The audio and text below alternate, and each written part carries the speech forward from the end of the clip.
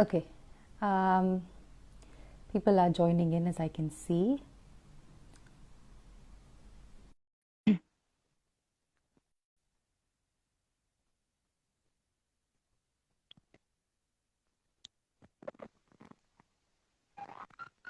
Hi, Sneha. Hello, how are you?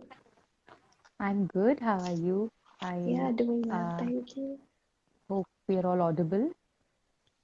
I There's think no people are echo. joining in, so let's just Mm, give it about a minute and then sure. we'll proceed. I'm here with my tea again. I've got my water here.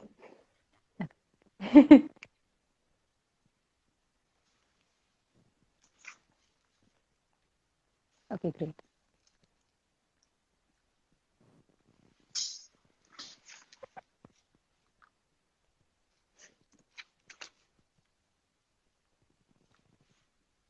Okay, namaskaram everybody. Hello and welcome to the fourth episode of Sangati. This, as most of you know, is a very humble initiative to uh, engage in a dialogue that goes beyond learning, practicing, and performing our art form or our dance form, and sort of getting a more holistic approach to dancing. And I've been really fortunate to team up with some really wonderful scholars, scholars, and I mean it's been a great run so far. And the first two episodes were on Rama and Ramayana, and the third episode was on musicality in dance. And for the fourth episode today, we are so fortunate to have with us Sneha Rajagopalan, who is I don't know where to start about her, but I think let's start with the fact that she's a neurological physiotherapist. She will explain a little more about that a little later, but she's also a dancer. She's been training with Srimati Indira Kadambi, Archana Raja, and Satvika Shankar. It's how I got to know about Sneha is through this page on Facebook called Bharat Anatomy, which sounded so intriguing to me at first. And when I looked into it, I got to know that she's a dancer who's also a physiotherapist who's trying to club both these disciplines to sort of give a more holistic understanding to the body, which goes beyond just warm up and cool down. Because all we dancers focus on is the warming up and cooling down. But not many of us are looking into uh, the anatomical aspects of our body. So that's what really struck with me about what Sneha is doing. And then when in Sangati, I really thought that we should have something that helps us look into our body as not just a tool, but as something that we all really value our body as dancers. There's nothing else that we can really depend on. So so here we are with Sangati. And as I said, this session is going to go a little more beyond warming up and cooling down, and we're going to, at the grassroots level, understand our body from an anatomical perspective, and mainly understanding injuries, because I think there's not a single dancer who, at some point in time, would not have encountered an injury in some way or the other. So so let's get started right away. I think there are quite a few people. So yeah, um, so yes, my first question to you, Sneha, is that in the last okay, I'll switch off comments now, and then we'll open comments for questions at a later point. Okay, yes. So as I was saying, in the last 10, 15 years or so is when there's been really a lot of emphasis on body in terms of say the physicality of performing. So it's not so much in terms of looks, as I would say, but in terms of fitness, agility, endurance, stamina, and so on. So there's a very ideal picture now as to how a dancer should look and be on stage. And From what I realize, many of us want to get there, but obviously our body types are not made the same. We're all sort of grappling in the dark in terms of figuring out how to be that perfect in our own ways, but perfect person to be on stage. So, what is the basic knowledge that a dancer should have about her body, his or her body? Yeah, so I think in the last 10 to 15 years, like you mentioned, there's been a complete shift in the way that we look at fitness and dance, especially. So we've gone from looking at dance itself as a form of exercise, and we've Mm-hmm. started to notice that there are things that we have to do in order to be an efficient dancer, right? Correct. So Exactly. dance Yeah. is not to lose weight, dance is not to shape our body, but we're almost like look ourselves at ourselves like we're athletes. So we have to train a Exactly. certain way. And Yeah. that shift Yeah. has happened, I think, because there's like a whole wealth of information out there now compared to 10 to 15 years ago.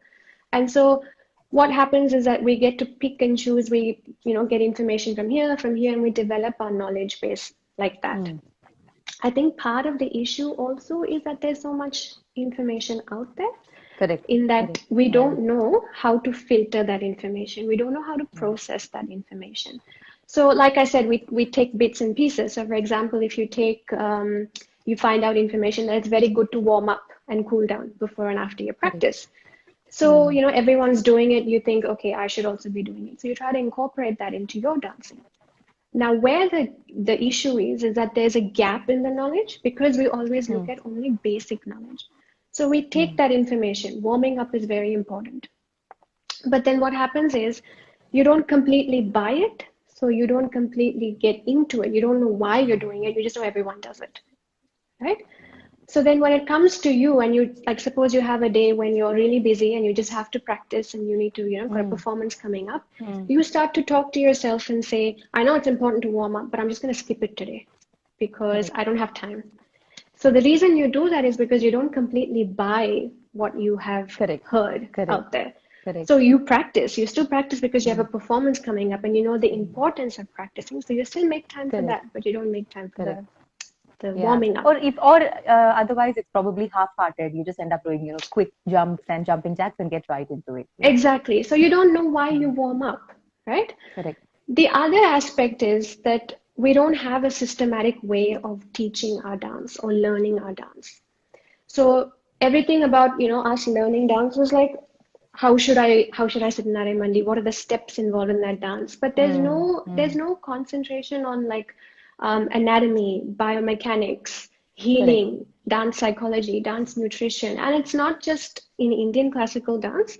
It also Mm. exists in other countries as well. So, for Mm. example, Mm. a study that was done in 2018 on ballet dancers in the US, they found Mm-hmm. that in a major US city, less than 10% of the dance schools there for kids between 5 to 18, they did not Mm. go through anything to do with anatomy, injury prevention, healing. That's like 13 years of a dancer's life. The foundation is there. And I have to add there that I think it's a very similar scenario, even I think so in India as well, because, we are, Mm, as you said, we're so down into how to sit in Aramandi, how to, get the Natya Ramba right and so on.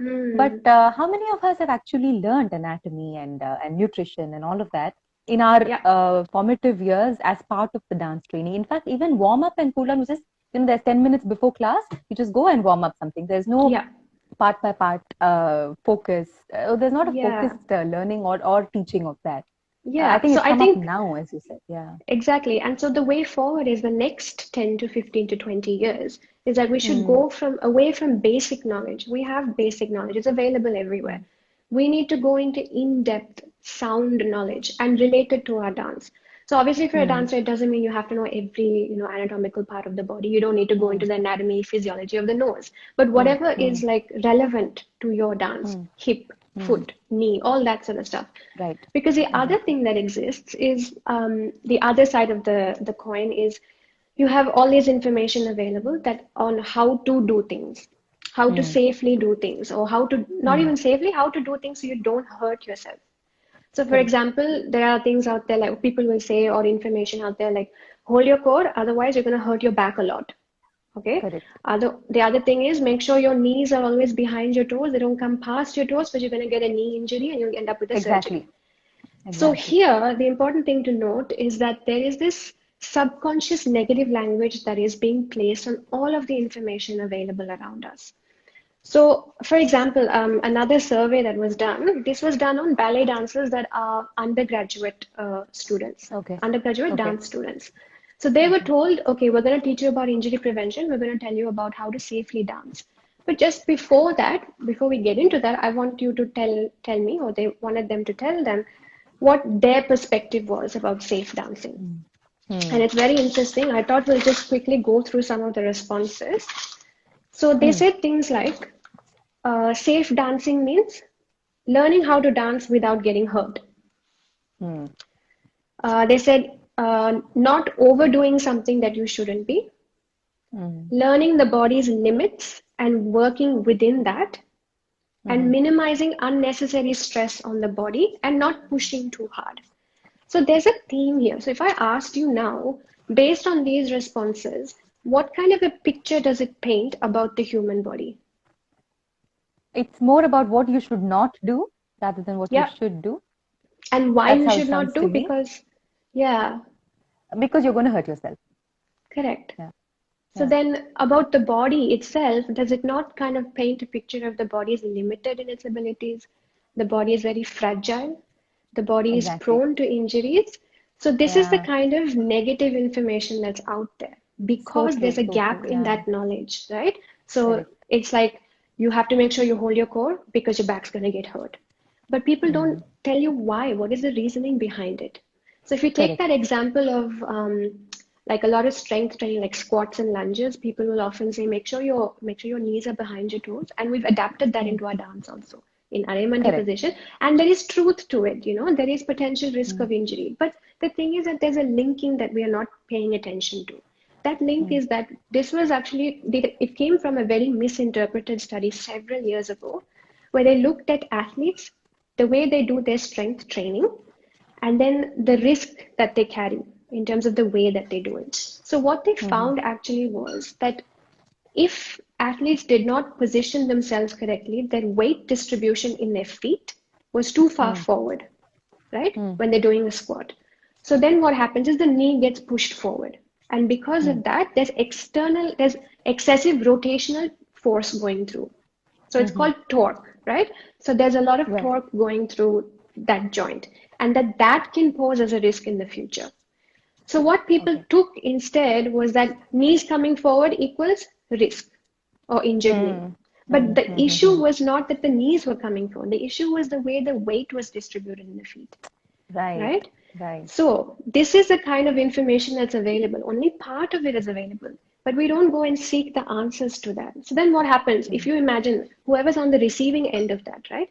So if I'm Mm. reading this information or someone's Mm. telling me this information and I go to sit in Narimandi or I go and do an exercise where I have to, Mm. squat. And someone says, Mm. make sure your knees are behind, otherwise you're going to hurt your knees. You're going to get a surgery Mm. later. Mm. Before I even do it, I've Mm. already created in my mind what can Exactly. happen, How much right? I can do, and yeah, yeah, exactly. Yeah. Yeah. And for Yeah. someone, if you say hold your core, otherwise you're going to hurt your back. You've already put before they might not know how to hold their core. So, oh my God. Mm. So all these years I've been doing this other way. It's been wrong. Mm. This is why I have Mm. back pain. This is why I have knee pain. So you immediately start to put that Mm. negative information into your mind. And this is a huge thing in injury prevention that the change Mm. in the language should happen. So, Right. firstly, instead of saying, do this, otherwise you're going to hurt your back, instead of that, we should use words like, if you do it this way, you will feel more supported when you do this other way, Right. right? Right. Instead of saying your Right. knee is going to buckle when you do this, so do it like this, you should say your knee is going to feel stronger and more balanced if you do If it like this. if So, you do this, changing, exactly. yeah, so Beautiful. changing the way that you phrase things has a Correct. huge effect on our Yeah. subconscious because then so if you think of like someone who comes into dance, learning dance so Mm. later and so much later in their life, the biggest Mm. issue that they have is that am I going to be able to cope?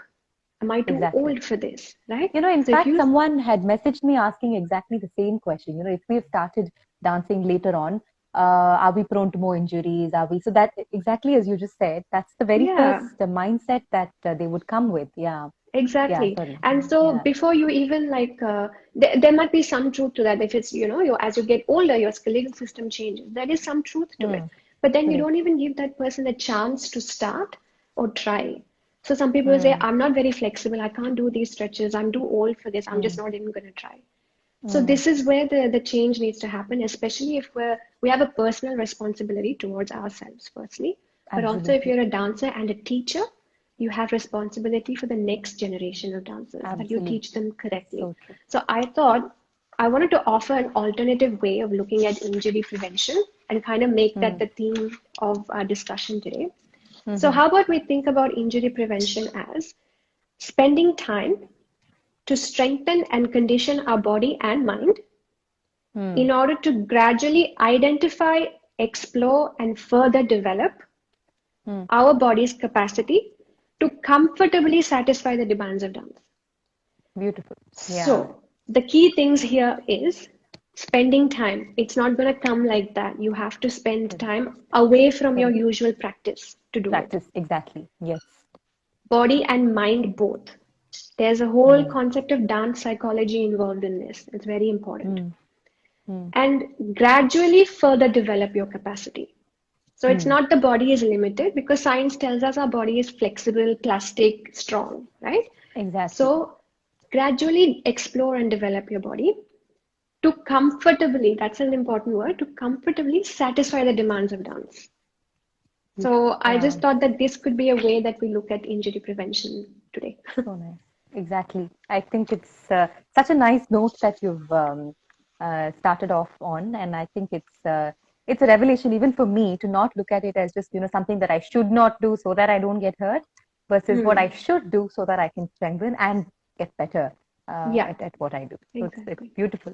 So on opening thoughts, I hope all of you who are here have noted that. I'll ask you for that quote a little later on, but Yeah.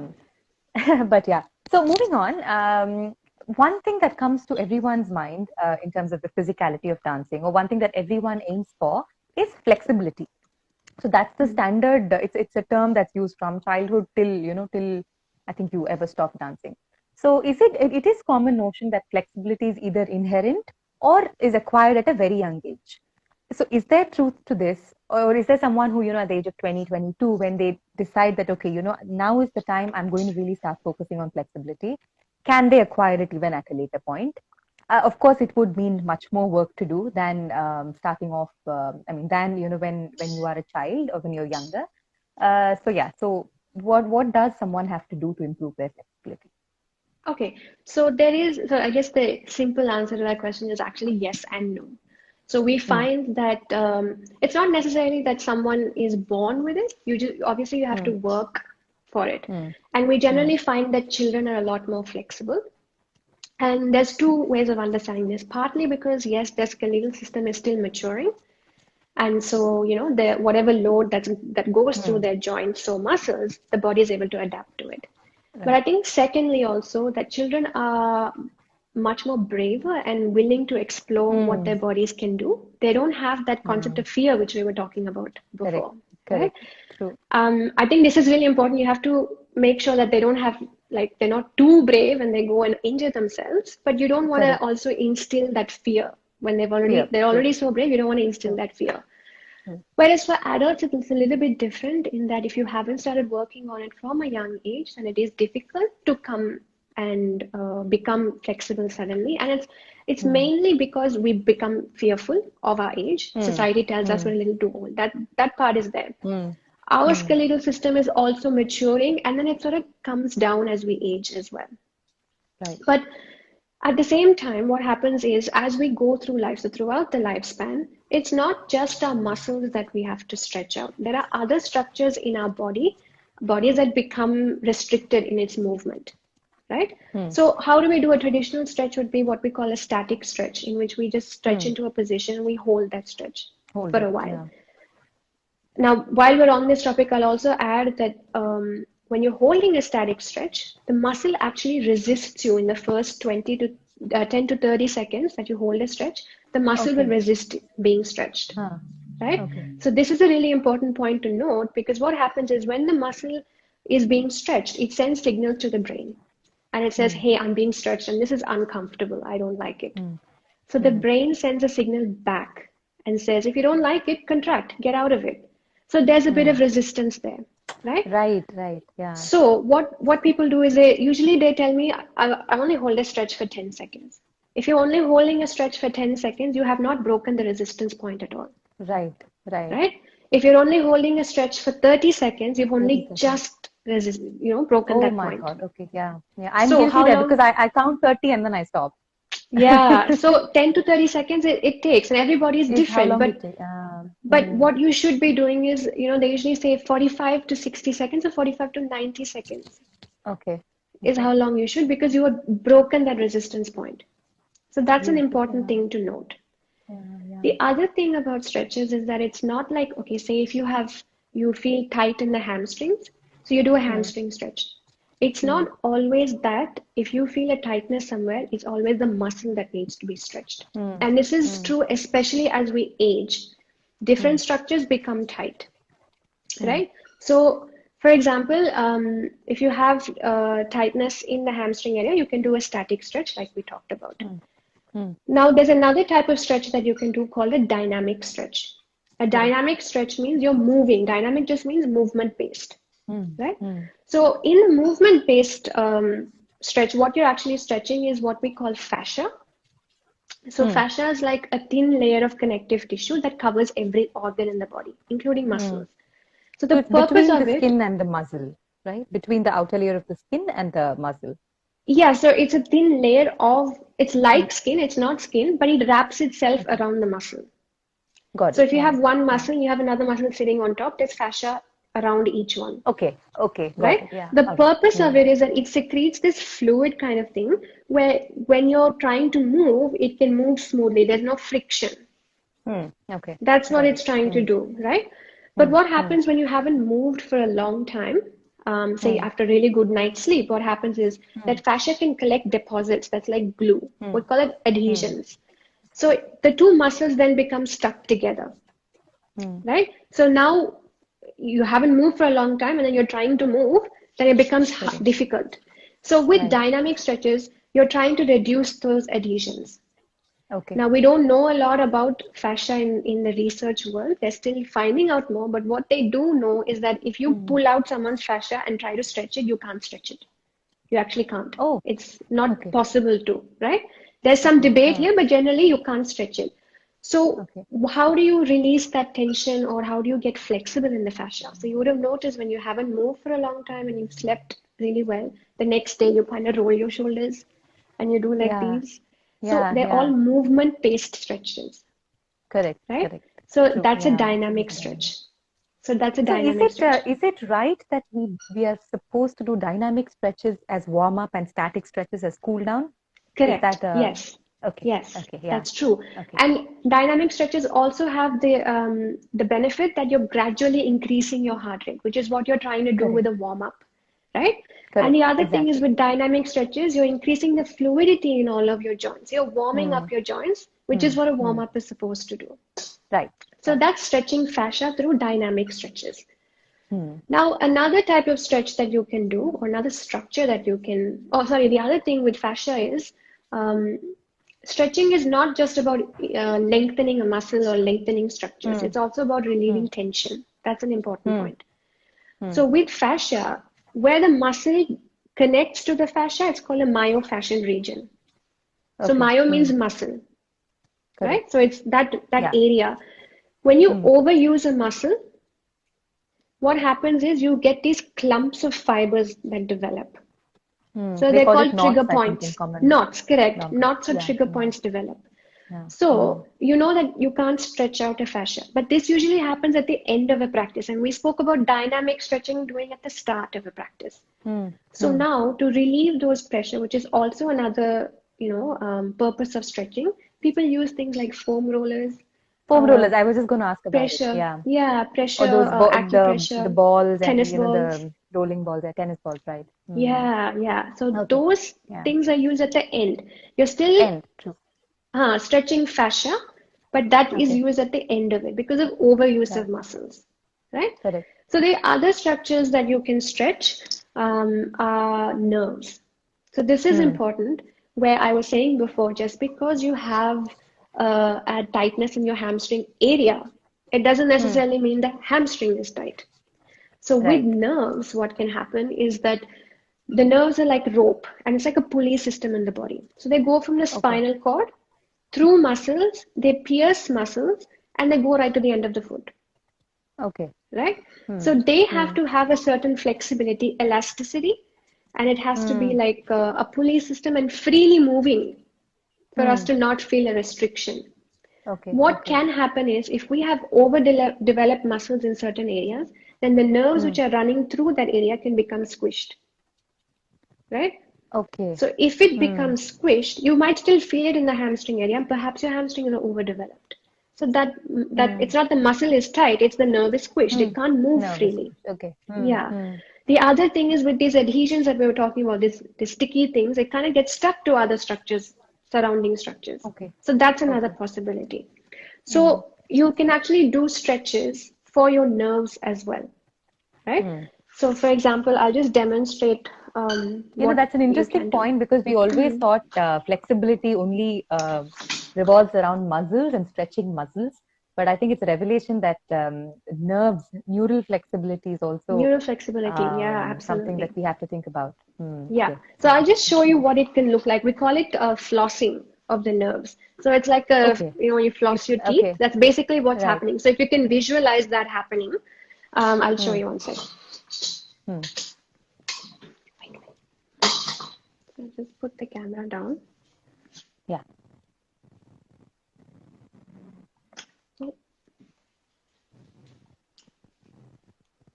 Is the Yep. mat We can visible? see the yoga mat now. Yes. Okay, cool. Yes. So I'm laying down like this, and Hmm. we'll talk about the Hmm. hamstring area just because we've been talking about it. So you Hmm. lay Hmm. down, Hmm. and now I'm in a relaxed position now, right? Hmm. So then Hmm. what happens is I can pull my foot back, Hmm. and that actually stretches my nerve more. Hmm. So Okay. this is relaxed, this is the nerve is active.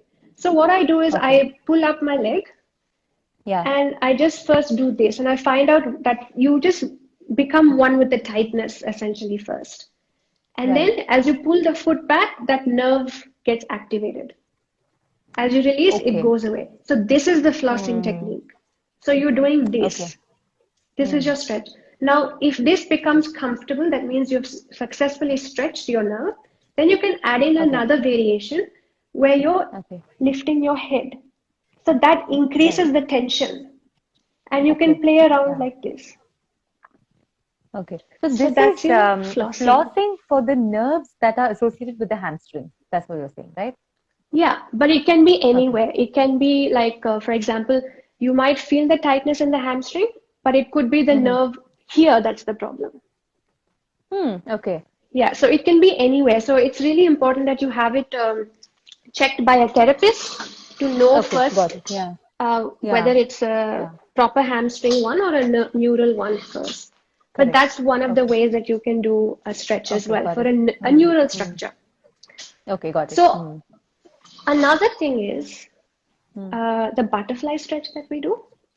Hmm. So nearly every dancer does it. It's called a Does it? ballistic stretch. So a Hmm. ballistic stretch is basically bouncing in the stretch, Hmm. right? Hmm. So the thought is when dancers do it is that if we do the butterfly stretch, that you're stretching out those adductors and that you're Uh-huh. getting a little bit more range, hip opening, Correct. right? So usually I won't recommend for dancers to do a ballistic stretch because it's a very dangerous form of stretching. Oh, really? Okay. Because, yeah, Huh. because Huh. see, it was actually used by athletes. It's more used by athletes, Hmm. um, especially those who, how can I say, like high jumpers, hurdle runners, who Got it. have Hmm. large bursts of movement. Correct. Okay, so what you're doing, so if I say like my elbow, for example, I'm doing a ballistic stretch of my elbow. Note that Hmm. this is my full range of movement up to Hmm. here, right? Hmm. With a ballistic Hmm. stretch, you're bouncing past your normal range of movement, Oh, yeah. Okay. Yeah. right? So if Yeah. you look at a butterfly stretch, everyone's range of movement is different in terms of how much the hip opens. So if you're using Correct. momentum to pull it down, you're going Push it past down. Yeah. very dangerously past your normal range of movement, right? Okay, The I'm reason guilty of that, doing that as well because I have, yeah, I mean, my left turns out okay, my right doesn't turn out okay, and I go, I even use 5 kg weights and put them on my knees and push them down so that they go down. I'm so guilty of so such bad the idea tactics. that behind that is that it's going to open up your hips. But you should Right. not, which you can do, but you should not bounce in the stretch, is the thing. You can do it as a static stretch, that's fine. Not to bounce in it. Okay. Not to Only bounce it. because Okay. when we Hmm. dance, we don't have huge bursts of movement in the sense that like you Hmm. can jump to the side. That's probably the most Hmm. biggest jump that we would do. Otherwise, Yeah, it's not correct. little movements only. Whereas I high forward and back. jumpers, That's it. Yeah. forward and Hmm. back, all that. Yeah. But in a Yeah. choreography, Yeah. how many times would you be doing that? Exactly. Exactly. Right? True. Whereas high Yeah. jumpers and triple jumpers, like they are supposed to do that repeatedly. That's their Hmm. job. So they do it as a Correct. preventative. So in the odd case that while jumping, they accidentally go past their normal range of movement, they would have practiced it before. So Ah, then, okay. Got it. so Yeah. then the Okay. muscle's Hmm. like, oh wait, I've already done this before, so it's okay. Like you can go past your Hmm. normal range. But for us, it's not necessary. It's too dangerous to do. So I wouldn't recommend people to do a ballistic stretch. Yeah. So I hope everyone's listening. Your butterfly, where you just keep your feet like this and then, go on flapping your knees back and forth. Not a good idea. Okay. Yeah, not the Oops, safest, sorry. especially if you're Yeah. still learning body awareness and what your body can do. Yeah. Um, Yeah. and especially if you're like not. So now his Correct. muscles have sent an information to the brain saying, we're not comfortable, don't do it. Okay. Okay. Um, then another one, which I really wanted to talk Yeah. about, it's a very interesting one. It's like a lot of research is coming out in this area. It's called a Mm-hmm. proprioceptive neuromuscular Mm. facilitation. So you Mm-hmm. need a partner to do this. And Mm-hmm. basically what happens, so I'll demonstrate it first and then I'll tell you what Mm. the science behind it Right. is. Right. Right. Just tilt the camera a bit. Someone over here. Color setting.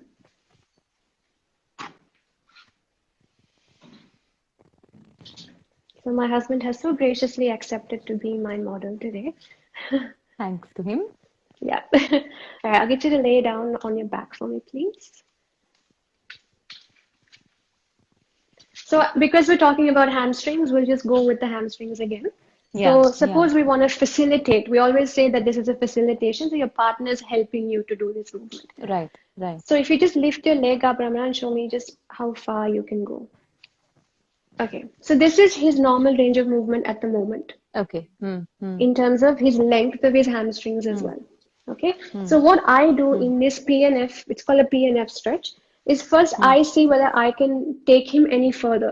So you want to do this with a partner you really trust and who has some understanding of the anatomy as well. Otherwise, it can be dangerous. Correct. Yeah. So you push and you see how far he can get. And Mm. you tell me when to stop. About there? Okay. Mm. So Mm. now we've stretched. So now I'm going to ask him to push into my hand about 70% of what you can do. Push hard, push hard, push hard, push hard, push hard, push hard, and then relax. And then you Mm. go and you take it further. Mm. Right? Push Okay. again, push, push. So you're doing an isometric contraction. Relax and then take it further. So Nice. already his Mm. range has Mm. improved. Correct. Right? So you Yeah. keep doing this until you achieve the desired range, or until it's like, okay, I've had enough kind of Mm. thing. Mm. Mm. So Mm. the Mm. reason that this works, okay, thank you. So the reason, I'll just put the camera up again. Yeah. Yeah. So you've asked, it's more than you just pushing the leg. You're asking him to, exert pressure on Mm. you, and then that's sort of helping you uh, better that range of movement, and then you kind of push it back. Isn't that what you did? Yeah, so what's happening is, remember we talked about when you stretch a muscle, information goes to your brain. So first Right. I got him to tell me what's your normal range, because you never want to Hmm. push Hmm. someone into their normal range. They'll tell you, Correct. right? Correct. So he told me, okay, this is how much I can go. Hmm. So then Hmm. I pushed further than that. So now his Correct. muscles have sent an information to the brain saying, we're not comfortable, do something. Yeah. Okay. Now the brain is like about to send message back, but before it can do that, I said, no, push into my hand. Yeah. So now the Yeah. muscle has detected tension. Pushing against a resistance is tension. So Correct. now the brain is getting two conflicting information. It's getting Right. information about stretch. Should I tend to that or should I tend to the tension? Which one do I do? Yeah. Yeah. So the brain can't do either. So it's like you guys do whatever you want. It lets go. It let go, right? So what happens then Okay. is Nice. we take Nice. we take advantage of the fact that it can't multitask, and Yeah. it just completely relaxes. It thinks that that's the normal range now. So we make use Right. of that and we push it further. Nice. And Nice. we keep doing that. We keep tricking the brain until we Correct. get that, like, okay, I Correct. physically cannot go anymore. Correct. Yeah. So these And are the whoever is different listening, forms of please strengthening. don't try it by yourself. I mean, do it with someone who, as she said, either you trust or someone who knows Has anatomy, knowledge.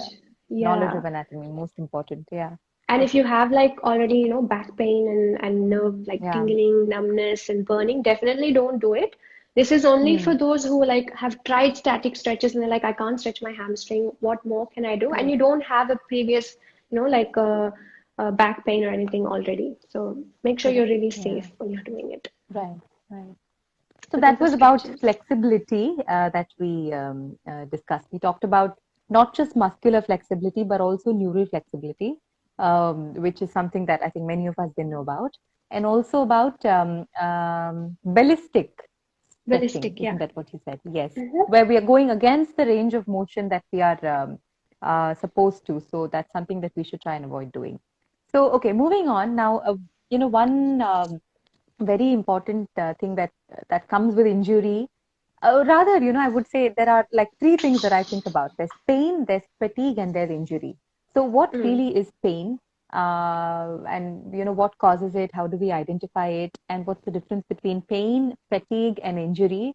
And how do we go about identifying what we are experiencing? So, if you could just elaborate a little more on that. Yeah. So in research, in the literature, actually, pain and fatigue are interchangeably used. Okay. So it's like they are different things, but they usually come on together. So one actually Hmm. masks the other. So in Okay. the dancing population, what we find is that in terms of pain, when we practice and we have pain, even elite performers, full-time dancers, they respond to pain in three different ways. I think this is really important to understand. This is the pain Hmm. psychology. Before you can Hmm. identify what is pain, am I hurt, you need to know Hmm. first what the psychology behind the pain is. Hmm. So Hmm. the first way is that they tend to normalize the pain. Hmm. So it's a part and parcel of dancing. It happens. You Right. don't necessarily Right. accept it, but you just like it happens. So this Hmm. poses as a risk because then you never really know when you're actually hurt. You just think it's just a True. normal part of dancing. So you keep pushing and pushing yourself. The second category that dancers often fall into is they accept the pain and they Hmm. like the pain. It's almost like no pain, no gain. So they Yeah. see pain as a sense of achievement, like achievement Achievement. unlocked. Yeah. Right. So if I Right. have pain, it must mean I'm getting somewhere. So what do? Hmm. They tend to push even harder. Hmm. And this is risky because there's this sense of like this is competitive nature in dance and Hmm. creative arts. I Hmm. think that's Correct. even like Correct. subconscious. Like little children are Yeah. like, is my RI Mandi more than hers? She can Better. lift her leg more Yeah. than my. So it exists like that, right? So Hmm. the people that fall in this category tend to think in that sense, the competitive Correct. nature, But right? also, are you when you refer to this pain that you're liking? Is there a difference between pain and soreness? Because I'm also guilty of enjoying soreness of the muscle after a workout. So is that the same thing Yeah. as pain? It Uh, is. it depends Yeah. how you take it, how you Okay. identify the pain. And I think you must be Okay. one of those people that's able to tell the difference because some people don't are Yeah. not able to. And I was Yeah. gonna get to Yeah. the third category that some Yeah. people they depersonalize themselves. So it's Uh-huh. like pain is happening to the body and you feel almost betrayed by the body for feeling that Yeah. pain. So then what Yeah. happens is you engage in what's called fear avoidance behavior. So for example, you've Okay. done, or not you, but like somebody's done mandi adavu and they've really hurt Mm. their knee, right? Mm-hmm. And then, so Mm. what happens is, okay, they're like, the body has given up on me. I can't dance Mm. anymore. So they'll Mm-hmm. choreograph now. If they ever get back to dancing, they'll choreograph without mandi adavu. They'll never Without try Mandi mandi Arabic. adavu True. Yeah. ever again. True. So it's True. pain is a lot more complex and it depends how you take it. And it's very Yeah. subjective and it Okay. is influenced definitely by a lot of things. So, for example, Right. memory. So, in this case of this Mandi Adavu example, Mm. um, Mm. someone who's real, like say they fractured their knee doing it. Mm.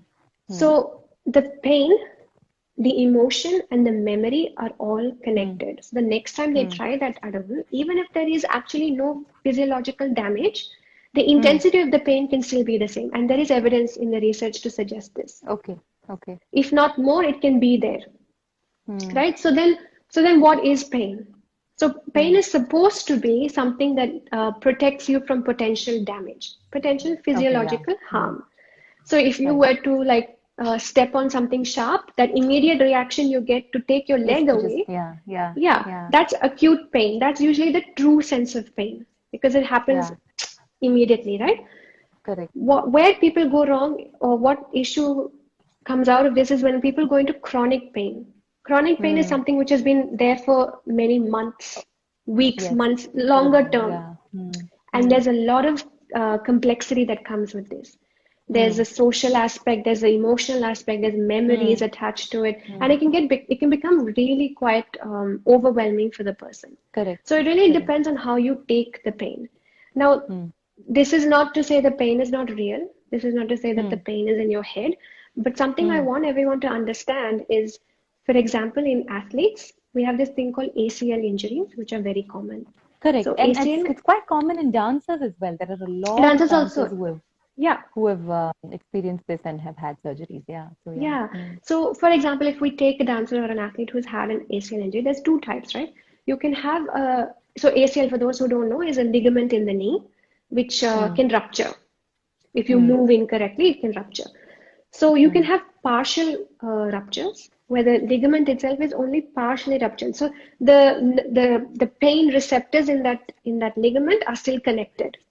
So someone who has a partially ruptured ACL will feel a lot of pain, and it Hmm. shows in physiological harm. Hmm. You can also have the other side where someone has completely ruptured the ACL Hmm. and they have absolutely no pain. This is Hmm. also possible. So Hmm. if I tell you that, maximum, and the reason is because those pain fibers are not connected, right? Correct. So Okay. there's no pain, but there's maximum tissue damage. So if I tell you that it is possible to have tissue damage, maximum tissue damage, and not have any pain at all, then Yeah. what Wow. information is pain giving you, and how reliable is that information, Right. Right. right? So this is something to think about. So Hmm. then, how do you know when you have injured yourself? Is to look at other symptoms with the Hmm. pain. So, for example, this athlete or dancer who has an ACL injury, it's not like just because they have no pain, they have no other symptoms at all. Something will show that there's an injury that's happened. Usually, Hmm. swelling is really common. Hmm. Hmm. Instability of the knee, for example, or any joint Hmm. that has been injured, instability Hmm. of the joint, inability to weight bear, so put weight through Hmm. that leg or limb or Hmm. whatever. Hmm. Hmm. Sometimes the thing called crepitus can come. Crepitus is a squeaky sensation in the joint. So Hmm. not Hmm. necessarily that you can hear it, but you can feel a squeaky sensation, Right. Right. right? So these are the things. So it's not like I have pain and I have swelling also, so I must have an ACL injury. So It's I not must. like Yeah. that. True. It's Okay. using a whole battery of symptoms together to suggest that Correct. something more is happening. So Correct. this is the kind of thing that we have to look out for, is that pain does not always equal physiological harm. We have Correct. cases where people have what we call silent heart attacks. So, Hmm. they've Yeah. had a heart Yeah. attack, they don't even know that they've had Know because they about had it. no Yeah. pain. So it's Correct. important to really think about what kind of information your pain is giving you. Correct. So actually I've got a table. Um, Hmm. I'll try and show it's very interestingly puts people into three categories, which I like categories and trying to find out answers Hmm. like that. So, oh, it's gonna come Hmm. reversed, is it? Yeah, it's reverse. How about you just Yes. flip your camera and then place it behind? Would that work? So I've got my setup at the back. What I'll do is it's not too much. I'll just Yeah, you explain can probably the read it table. out. Yeah. Yeah. Yeah. So Yeah. it's looking at three columns, or three ways of Hmm. understanding pain. So it's Hmm. saying there's beliefs about pain. It's pain and fatigue. They've used it interchangeably. Belief, Hmm. Hmm. response, action, and Hmm. consequences. Hmm. Okay. Hmm. So Hmm. beliefs. So the first column is sensations or pain or fatigue indicates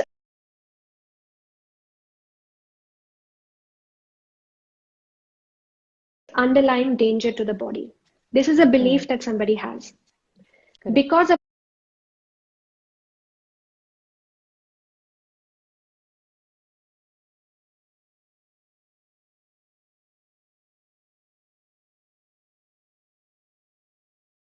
that belief, now how do they respond?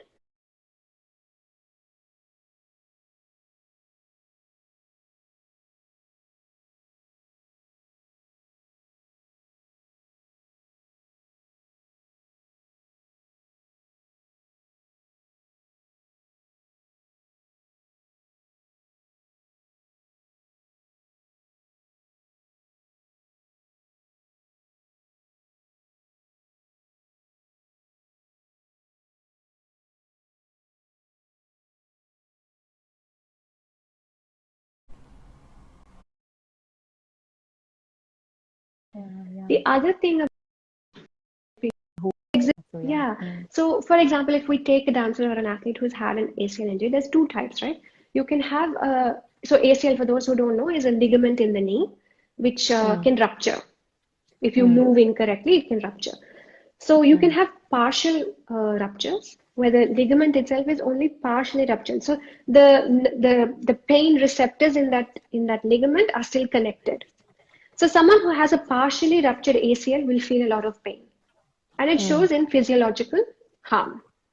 mm, You can also have the other side where someone has completely ruptured the ACL mm, and they have absolutely no pain.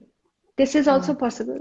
So mm. if I tell you that, maximum, and the reason is because those pain fibers are not connected, right? Correct. So Okay. there's no pain, but there's maximum tissue damage. So if I tell you that it is possible to have tissue damage, maximum tissue damage, and not have any pain at all, then Yeah, what yeah. information is pain giving you, and how reliable is that information, Right, right. right? So this is something to think about. So Mm, then, how do you know when you have injured yourself? Is to look at other symptoms with the mm, pain.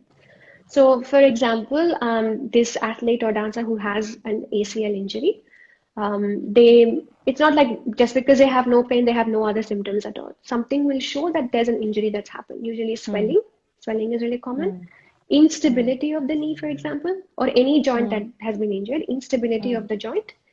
Inability to weight bear.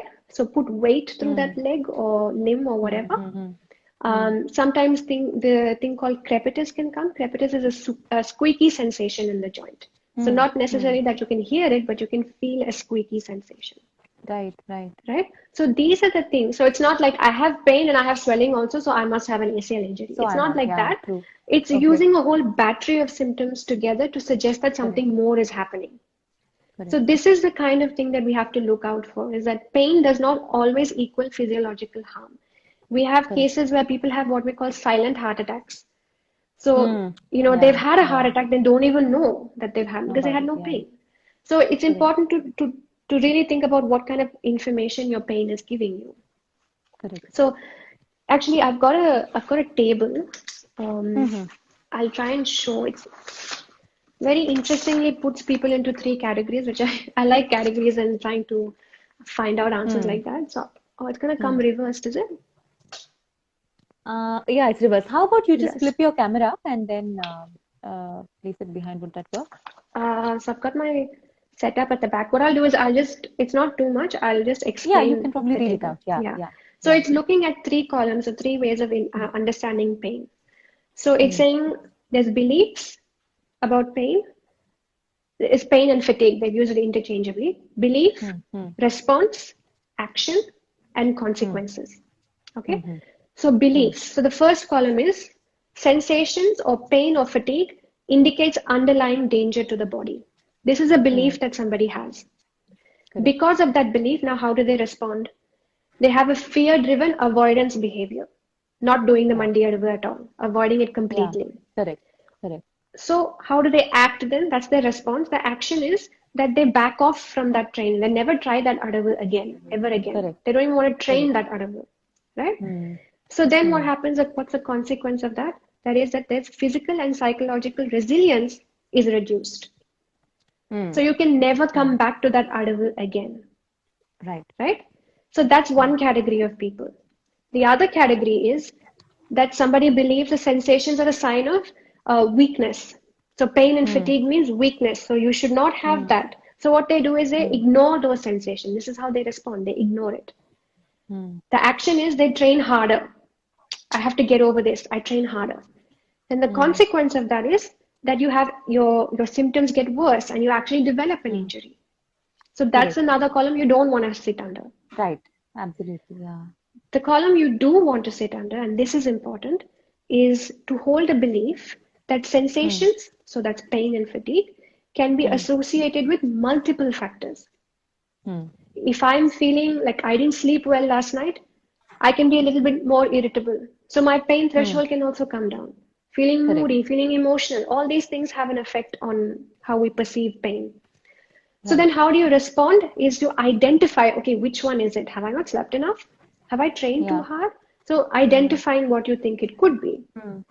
So Mm. action is to educate yourself. So this pain education is really important. Talking to yourself about, hey, look, this is Mm. this kind of pain. Mm. This doesn't mean tissue damage. And Mm. so what happens as a consequence is that there's resilience, physical and psychological resilience is Right. developed. This is Right. really important for healing and recovery, which are again two different things. Mm. Healing is different, recovering is different. So for Mm. the example of the Mandi Adavu, you might have completely healed from it. But we Mm. spoke about how that person could never go back to that Adavu again. So they have not recovered. Because Right. recovery means the confidence to go back to doing what you were able to do, Mm. Yeah. right? The Yeah. other, the flip side is you could have incomplete healing.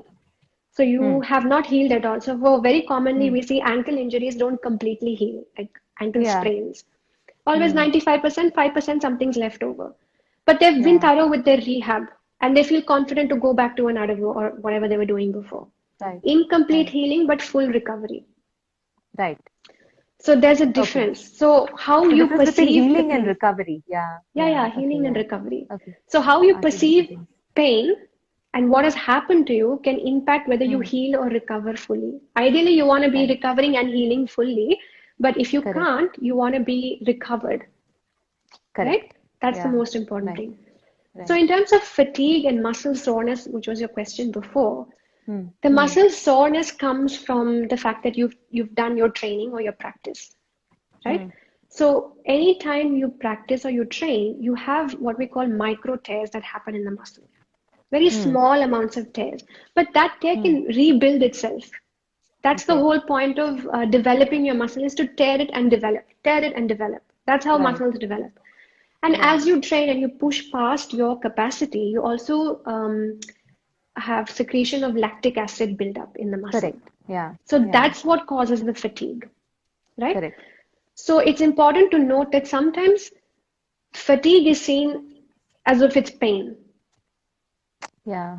Does that make sense? So they think Yeah. that the pain is actually like it probably is fatigue, but they Yeah. think of it as the other way around. Right. So then Yeah. what happens is as soon as you finish a practice, actually, if you have pushed past your capacity a little bit, Right. you start Right. seeing the benefits of your practice in terms of internal muscle development and growth Mm. immediately after your Mm. practice. Mm. Okay? Okay. But it's an internal Okay. thing. It won't show outside that you've developed muscle yet.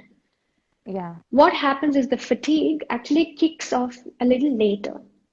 Mm. So when the fatigue comes later, what happens is it comes at such a high intensity, that muscle soreness, that it masks that good feeling of I've just exercised or I've just done training Mm. or I've developed Mm. muscle. It comes at such a Mm. strong intensity. And this is the Mm. fitness fatigue model that Yeah. researchers talk about, So is is this that the is it's this the kind of soreness that appears the next day after you've trained? like No, the this is DOMS, the delayed onset muscle soreness.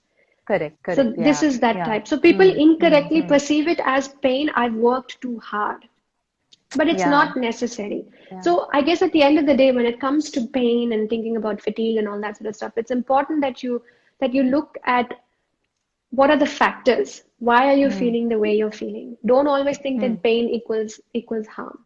It could be just the Correct. fatigue, unless you have any of these other symptoms, which is instability, not able Right. to weight bear. These are more Right. serious things that you have to Serious consider, issues. Right. more Right. serious Right. issues. Yeah. But Mm. otherwise, usually you can manage your pain by just giving yourself this pain education and thinking which Mm. category do I want to fall under? Mm.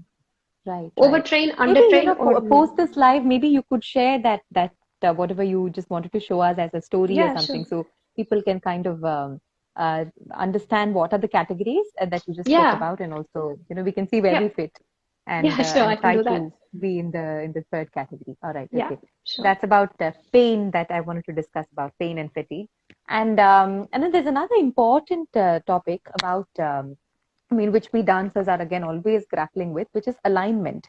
It's become such an important keyword in our practice about how well aligned we are. It might be, something about how perfect your Aramandi is, or how perfect your Natya Ramba is, or how straight your back is, etc. So, but then I think we're constantly battling what is aesthetic and appealing, versus Mm. what is optimal and what is possible for the body. As much as, yes, we would like to believe that the body should transcend, but there is something called optimal alignment. And not always does the optimal alignment align with the aesthetically appealing alignment. So, and this varies with body types as well. So, how do we know how much is too much? How do we go about understanding what how much of alignment is right for us, and what's more than what we should do? Yeah. So I really like that you acknowledge that everybody is different and everyone's different, Mm, everyone's alignments is mm. different, which is really important to note. And you Yes, know, because I'm a victim of it. yeah, I think a lot of people are. It's something Right, that's like yeah, so engrossed in your mind that you just, right, you tend to think in that pattern. Like as yeah, therapists, if we could have our way, we would go around telling every dancer to just dance, just do what you feel comfortable. Don't push your body too correct, hard. Make sure correct, you feel comfortable in those positions. right, But right. as a dance therapist, we have to be aware that Mm, every dance form has do's and don'ts, the correct, aesthetic appeal to it. So we have to be correct, mindful that we tell people how to achieve those without digressing too far away from the natural right, alignment or optimal alignment. right, But right. even within optimal alignment, every person is different. So if we take Are Mandi, for example, um, Are Mandi is like the concept is similar to what ballet dancers have. It's called Yeah, turnout. the plie. It comes from, Yeah, turn out. yeah, the Yeah, plie. So it comes from this concept yeah, called the turnout. So if right. you think about it, it's coming from the hip mostly, but the feet also have a large part to play. About 20 to 30% also comes from the feet, right? Because if your feet didn't turn out first, you can't Turn get out into fully. Yeah, RMND at all. Yeah, you correct, doesn't matter correct. how much range you have in your hip, you can't get into RMND if your feet don't move Right. first. And vice versa, if you don't have that thing in your hip, and if even if your feet turn out fully, your knees are going to be in some angle, right? Yeah, Also, correct. So yeah, that's where yeah, the issue starts, right? yeah. So, firstly, the thing with alignment is that you have to know which muscles to activate for your turnout. So, turnout we Hmm. know now comes from two places, the hip and the feet. Feet. The Yeah. issue is that we clench the front of our thighs, so that's our hip Hmm. flexor. So, if I Hmm. stand up and show you, Hmm. we tend to focus on using this to Hmm. get into Correct. Arimandi position or the side, Correct. right? Correct. So, Yeah. Arimandi or turnout actually comes from deep external rotators which sit around here, Ah. Okay. and there's All six right. of them. So the Okay. six of them Hmm. have to work for you to be Hmm. able to turn your leg out like this. Okay. Hmm. Okay, so a Hmm. lot of people will say that they have Hmm. issues with the hip bone because they Hmm. think that the ball and the socket is not turning enough for them to turn their legs out. So what do they do? Yeah. They do I lots of, agree. I feel the same thing as well. Yeah. yeah, so they do lots of Yeah. like hip opening exercises to try and get better RMND. Correct. Usually the issue, I mean, you have to assess a person to definitely say, but usually the issue is not so much the bone structure. It Mm-hmm. is actually the way that the person does it, initiates the movement. So which muscle is Okay. firing first? So you need Okay. your external rotators to be firing, not your glutes, which is the biggest Okay. surf, on top, superficial layer. Uh-huh. You don't want that to be working, and you don't want your front hip flexor to be working as well. Okay. So it Hmm. has to come from the external rotators. So that's the Right. first thing. Okay. Okay. The hip turnout comes from there. The second thing to note is what we call the dynamic arches of the feet. So, for Hmm. example, I'll show you what that is. Hmm. So it looks like this, Right. right? So if I hold Yeah. this picture Okay. up, this is your foot. Yeah. So there's 3 points Yeah. here. So Okay. the point is that you have this inner section, which is one, outer Hmm. section is two, and then across the top of your foot is the third one. Hmm. Okay, Right. so this Right. surface area that's created by the triangle, this is where your Mm-hmm. weight should be distributed Okay. when you turn out your Hmm. foot. Hmm. So what we Hmm. often see in children is when they're first learning, for example, or beginners learning, they'll tilt their feet to try and get Hmm. the perfect arimandi. So what Hmm. happens Hmm. then is your weight distribution is off. So Correct. so your weight distribution is too far forward, and so your knees also Yeah. rotate forward. So this is similar Correct. to what we were talking about at the start. Remember the squat Hmm. position we were talking about, Right. where Right. your weight is determines how far your knees come forward or how much force is Correct. going through that. Correct. So the Correct. other thing is people will say always make sure to align your knees with your toes. and not to come Yeah. past it. Now, if you look at this Exactly. picture Yeah. again, Yeah. the heel position is directly in line with where the second toe is. Hmm. Okay, so Hmm. most of your Hmm. weight should be going through here. The Hmm. toe and the pinky should be having Hmm. equal weight distribution. Okay. Hmm. So here it's equal Okay. and here it's like a little bit more. And Right. if you ensure you Yeah. do that, then your heel will always be in mid neutral position. It will not be Correct. tilted this way, it will not be tilted this way. That Yeah. means you maintain Yeah. your arch. So the heel, Correct. whatever you do to the heel goes straight to the knee. So if your Hmm. heel is in neutral position, your knee will also be in neutral position and it will Yeah. itself Okay. line itself up here. Okay. So you never Okay. want to tell someone to force themselves to line up their foot with any Right. part of your body. You just teach Right. them about weight distribution, Arimandi, Hmm. for Arimandi. Hmm. And then the Hmm. knees will naturally line up. Yeah. Okay. So this Yeah. is Yeah. important to note. Um, Yeah. and when you go into like you go to more Mandi, right? So at Hmm. that Hmm. time, say you're doing Mandi Adavu, Hmm. you don't want to be putting direct pressure on the kneecap to do Hmm. the other. You Correct. always want Correct. to put the knee down so the side of the knee touches the ground because there's a little more padding there. Ah. Okay. Right. So if you have padding Right. there, This is you're in not your, gonna, this one where you drop your knee on the floor that you're talking about, yeah, right? like in Allaripu we Yeah. do, right? Your tam de tam tai tai. Yeah. Where Ah, you're, that one. okay. So Hmm. that one, make sure that your outside of the knee is touching the ground and it should be And not the silent, top part of the knee. Yeah. not the Okay. middle part of the knee. Middle part. Middle part. Right. Yeah. Okay. Okay. So That's it a should point be to remember. silent Hmm. also. Okay. So All there's right. no noise because then the Hmm. force will travel up. So if Hmm. you think about, if you try it, it's actually difficult to focus on the external part of the knee. And the reason Hmm. is because in full sitting, in Murumandi, your glutes should be Hmm. very active. That movement should Right. come from the glutes. So if Okay. you can have your glutes active, you can do that Mandi Adavu properly. Got So it. these are some Yeah. of the Okay. alignment things. So if you want to train Yeah. yourself and try Yeah. like an exercise, what you can do is I'll just Okay, I'm demonstrate just it. wondering if we can, Mhm. because this is it's already like I mean it's 1 hour done. I'll have to stop Oh, this okay. live so that it's saved, and then Yeah, we'll come sure. back on the next Okay, live. sure. We can continue this alignment discussion. So all of you, please just join us back. I'm going to end this live so that it's stored for 24 hours. Yeah.